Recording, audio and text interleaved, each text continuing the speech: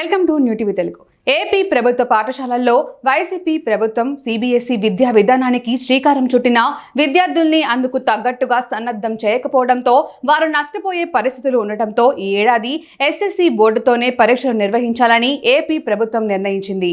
కనీస అవగాహన లేకుండా ఏపీలో ఒకేసారి 1000 స్కూళ్లలో సిబిఎస్ఈ పరీక్షా విధానం ప్రవేశపెట్టడంతో విద్యార్థులు ఇప్పుడు నష్టపోయే పరిస్థితులు ఏర్పడ్డాయని రాష్ట్ర ప్రభుత్వ సమీక్షలో గుర్తించారు.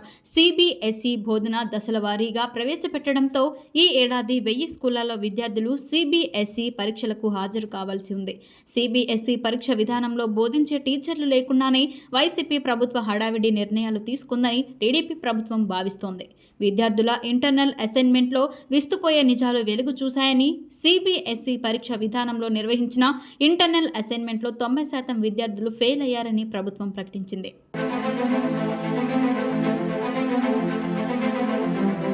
విద్యార్థుల భవిష్యత్తును దృష్టిలో పెట్టుకుని రాష్ట్ర వ్యాప్తంగా 1000 స్కూళ్లలో 10వ తరగతి చదువుతున్న విద్యార్థులు స్టేట్ బోర్డు విధానంలో పరీక్షలు రాసేందుకు వెసులుబాటు కల్పించారు.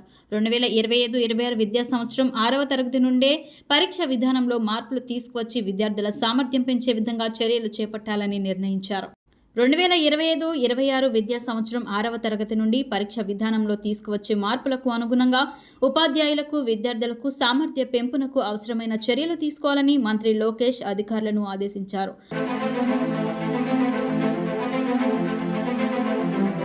టోఫెల్ టీచ్ చేసే టీచర్లు లేకపోయినా టోఫెల్ తీసుకొచ్చాం అని చెప్పుకోవడం, ఉపాధ్యాయులకు ఎటువంటి శిక్షణ ఇవ్వకుండానే ఐబీ సిలబస్ తీసుకొచ్చేస్తున్నామంటూ పబ్లిసిటీ, ఇలా ఒక్కటేమిటి విద్యా వ్యవస్థను అస్తవ్యస్తం చేస్తూ వైసీపీ ప్రభుత్వం తీసుకున్న నిర్ణయాల కారణంగా 5 ఏళ్ల పాలనలో లక్షల్లో విద్యార్థులు ప్రభుత్వ పాఠశాలలో తగ్గిపోయారని టీడీపీ ప్రభుత్వం ఆరోపిస్తుంది.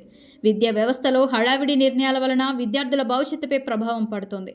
విద్యార్థుల భవిష్యత్తును దృష్టిలో పెట్టుకుని అవసరమైన సమూల మార్పులు విద్యాశాఖలో తీసుకొచ్చేందుకు కార్యాచరణ సిద్ధం చేయాలని లోకేష్ అధికారులను ఆదేశించారు.